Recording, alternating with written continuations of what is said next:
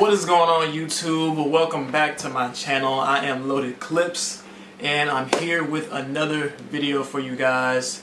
Appreciate y'all watching and tuning in, but I got a video that I have been planning to make for quite some time.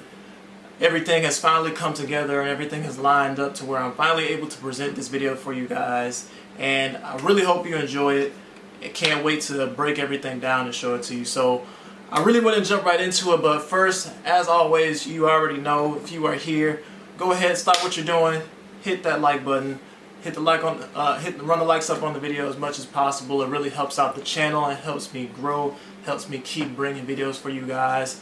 Really appreciate you once again, but like I said, hey, just all you gotta do is just hit the like button.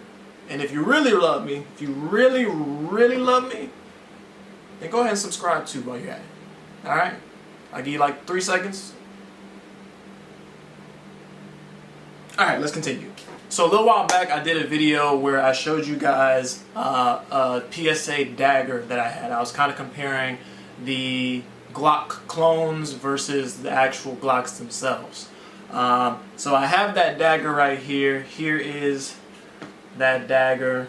It's the same one, I just threw the red dot on there. This is the Holosun 507 Comp red dot, but nothing special. It's just a dagger. I actually got this. I paid a total of I got the slide, complete slide, everything for like 200 bucks, and then I got the frame for 50 bucks. So in total, minus the red dot, obviously, I paid $250 for this gun. And I don't know about y'all, but I don't know how you can beat that. I don't know where you're gonna find better value for your money than this right here. But $250 for this is an absolute steal in my opinion, so I definitely jumped on that and got this. But yeah, so like I said, the PSA Dagger is basically a clone of the Glock Gen 3 with a couple of, you know, cosmetic changes here and there, but basically in its heart it's just a Glock. This came cut already with an RMR cut in the slide, so I didn't have to, you know, get the slide milled or anything like that, which is really great, especially for the price. And it came with suppressor height iron sights, so, and a threaded barrel. Like, I don't like come on, you're getting all of this and I paid less than $300 for this gun. Now of course you're not getting anything like super fancy, like you're getting just a regular, you know, basic stock trigger, mag release. The frame is nice, like it fits well in my hand, similar to a Glock 19. I don't like though, let's see if you can see here, kind of this big kind of open cut here, just because I feel like it could just be flush and kind of extend the grip a little bit on the sides right there. It doesn't really get in the way, it's just kind of something I'm, I guess, nitpicking that I really don't like. The slide release is a little basic, but I mean, I don't know how much complaining you want me to do when I pay $250 for this, you know. So like I said, you're not going to get a whole lot of complaints out of me, and it definitely functions. Like I've shot this, it works. I haven't had any issues with it. It's really just been smooth for me so far. But the main thing I want to do with this is I wanted to upgrade this, right? I wanted to throw some bells and whistles, because anybody who, you know, if you own Glocks, 9 times out of 10 you upgrade it, right? You throw in a new trigger, you throw in a new red dot, you throw in a new barrel, a new compensator. You know, you want to upgrade it, right? You want to make it Gucci. You know, try to make it shoot better than what it is.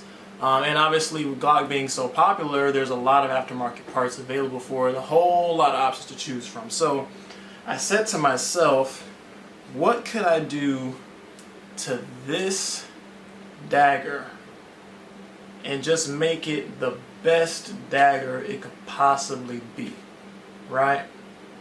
And I think I got it, and I want to show that to you guys right now. Oh, well, would you look at that? So as you can see, I've definitely made some upgrades to the gun, and I just want to talk you guys through what changes I made and what upgrades I made to this gun and why I did them. Alright, so let's start off. I'm gonna do from bottom to top. You know how they do tip to butt. I'll just do bottom to top. But we'll start with the bottom. So as you can see here, I have a flared magwell installed right down here. Obviously, the flared magwell helps with reloads. It helps also with grip. But it also, for me, helps cover up that little notch in there that I really don't like, just so I don't have to see it. Like I said, it really wasn't a big deal because it didn't get in the way, but I didn't really like it. Plus, I could see it get in the way of reloads if I just kind of left it how it was. So, put the flare magwell on there, and that takes care of that. You can see that right there. Hopefully, that's focusing in. Next, we are going to go, I guess we'll talk about the trigger. So right here, let me get right up on there. You can see I have a new trigger in there. This is a Zev Pro flat facing trigger. I personally prefer flat facing triggers on pretty much any gun I shoot. So I definitely was looking for a flat facing trigger. Now I'm not gonna lie, the trigger, I spent a lot of time debating on which trigger to get. There was definitely some back and forth, internally for me. I kept changing my mind on which one I wanted to get. I ended up just making a decision like if I don't get one, I'm never gonna get one because I'm going to be so indecisive. So I ended up just getting one right here. So we'll see how it performs and how I like it.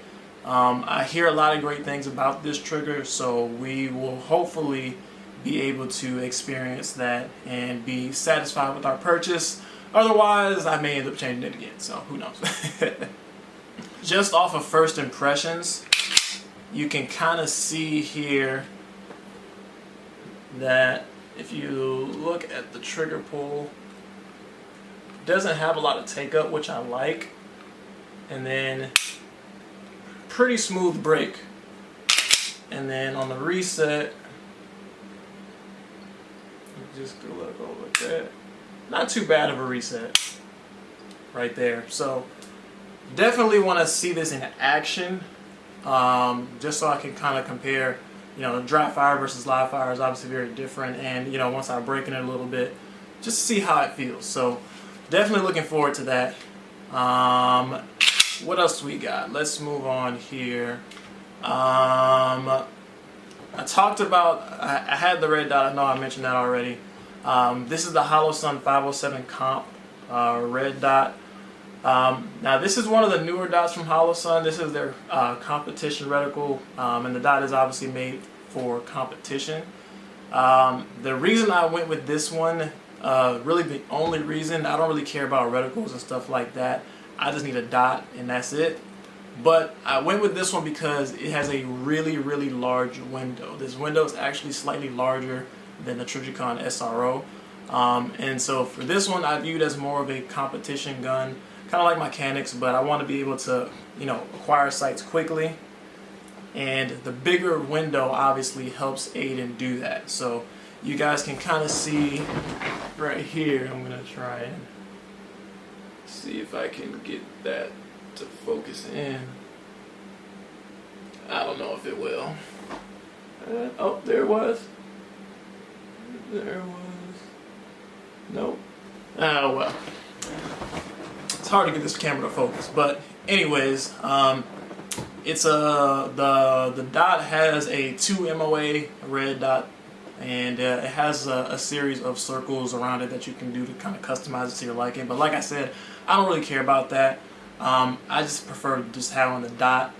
2 MOA is fine for me, 2 MOA or 3 MOA, and a big window, and I'm good. So I can just get on my sights and hit my target, What else did I do? Oh yes, I have so I'm going to talk about both of these last upgrades at the same time. They kind of go hand in hand. So obviously, as you can see, I have the Radian Ramjet and Afterburner Compensator combo on there. Is it focusing on there? There we go. And these are extremely popular. A lot of people have been saying extremely positive things about these.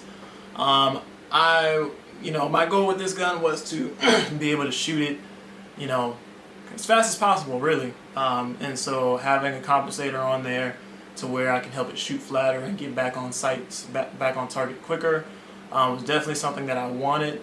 So I went ahead and sprung and got the Ramjet Afterburner combo. The good thing about these is that this is actually something I learned recently, not too long ago, where this is actually legal in all 50 states, the Ramjet Afterburner. Reason being, because a lot of people technically can't have compensators on their guns or their pistols because threaded barrels or like threaded muzzle devices are illegal in their state. This does not use a threaded barrel, so it's legal in all 50 states. Why it would be illegal in the first place, I really don't know. It's kind of just another one of those stupid gun laws that really serve no purpose other than, I'm not even going to get into all that right now. But this is legal in all 50 states, so if you live in a state where that happens to be illegal and you want a compensator or something to help you with your gun, this is definitely an option for you. So definitely look into that. And along with that, I put a 15-pound pure tungsten guide rod and recoil spring in here. Well, it's the pure tungsten guide rod with the 15-pound recoil spring. The stock recoil spring, I think it was 18 pounds in this. So I switched to a lighter spring, obviously, because when you throw a comp on a gun, you probably want to lighten that load because there's less gas pushing the slide back. So it's not going to be able to push it back as effectively, so you might end up getting some jams, some stovepipes and things like that. So I put a lighter spring in there to avoid that happening. Aside from that, that is pretty much it. Like, those are all the changes that I've made to this gun. I'm very happy with it so far. Have not shot it yet, so I'll definitely update you guys as to how it's performing and how I like it overall. But I definitely do like how it came out.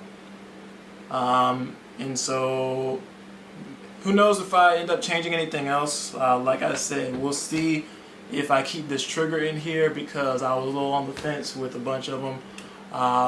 But yeah, let's go ahead and try it out. That's going to wrap it up for this one though. Thank you guys for watching. Hope you enjoyed the build. Once again, be sure to leave a like on the video. I really appreciate that. And stay tuned, man. I'm ready to take that thing out to the range, see how it performs, and see how well that Ramjet really works on that gun.